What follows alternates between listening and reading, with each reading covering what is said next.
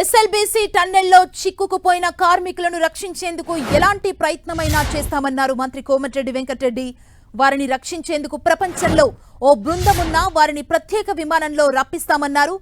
కార్మికుల ప్రాణాలే తమకు ముఖ్యమని నిరంతరం పరిస్థితిని సమీక్షిస్తున్నామని చెప్పారు.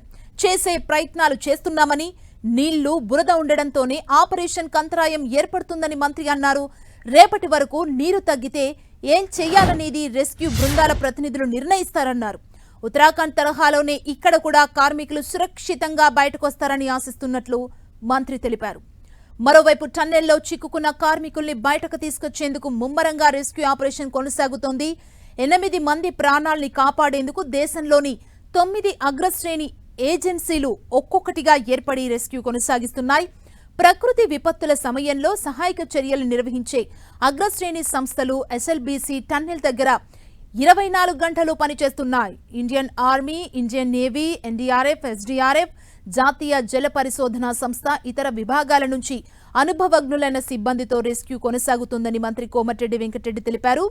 ప్రతి 2 గంటలకోసారి సమావేశమై పరిస్థితులపై చర్చిస్తున్నారు.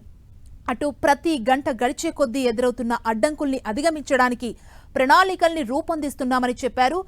సహాయక చర్యల్ని పర్యవేక్షించడానికి ఆర్మీ, నేవీ ఉన్నతాధికారులు కూడా అక్కడే ఉండి పరిస్థితుల్ని అంచనా వేస్తున్నారు. రేపటి వరకల్లా కొంచెం వాటర్ తగ్గితే ఆ కన్వేయర్ బెల్ట్ ద్వారా మట్టిని పైకి పంపించే విధంగా ఏ విధంగా చేయాలని ఇవాళ నైట్ అంతా కూడా ప్లాన్ చేస్తారు.